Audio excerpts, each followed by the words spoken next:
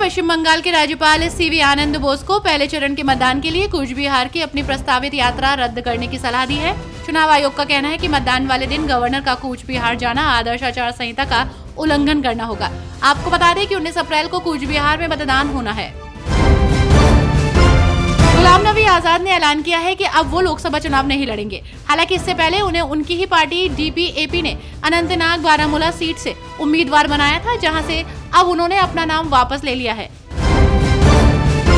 बिहार में लोकसभा चुनाव के प्रथम चरण में औरंगाबाद, गया, नवादा और जमुई में जनता अपने पसंदीदा प्रत्याशी के लिए वोट करेगी और ऐसे में एनडीए को मोदी मैजिक पर भरोसा है। पर जाति का कार्ड खेलने में कोई कोताही नहीं की गई है। उसी तरह इंडिया गुट भी लोकतंत्र और संविधान को बचाने के मुद्दे पर जोरदार अभियान चला रहा है। दक्षिण बिहार में मतदाता 19 अप्रैल को मतदान करेगा। बहुजन समाज पार्टी ने अब तक प्रदेश की करीब 2 दर्जन सीटों पर चुनावी गणित ही बदल दिया है। पहले बीएसपी पर आरोप था कि वो बीजेपी की बी टीम बनकर काम कर रही है, लेकिन अब आरोप लग रहा है कि बीएसपी समाजवादी पार्टी के साथ फ्रेंडली मैच खेल रही है।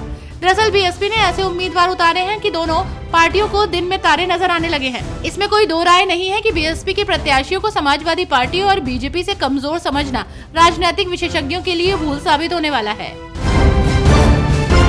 अयोध्या में रामलला के मंदिर निर्माण के बाद पहली रामनवमी पर समाजवादी पार्टी यानी कि सपा के सांसद प्रोफेसर रामगोपाल यादव का एक बयान चर्चा में आ गया है। एक सवाल के जवाब में बीजेपी पर हमला बोलते हुए रामगोपाल यादव ने कहा कि रामनवमी हमेशा बड़े हर्षोल्लास के साथ मनाई जाती रही है।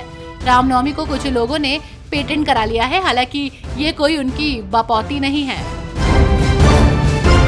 उत्तर प्रदेश की हॉट सीटों में से एक सुल्तानपुर से भाजपा के टिकट पर पूर्व केंद्रीय मंत्री मेनका गांधी चुनाव लड़ रही हैं। बीजेपी उम्मीदवार मेनका के सामने विपक्षी इंडिया ब्लॉक की ओर से समाजवादी पार्टी ने पूर्व मंत्री रामभुआल निषाद और बहुजन समाज पार्टी ने उदयराज वर्मा को उतारा है। सपा के निषाद और बसपा के कुर्मी कार्ड ने बीजेपी के लिए इस सीट पर एक चुनौती खड़ी कर दी है।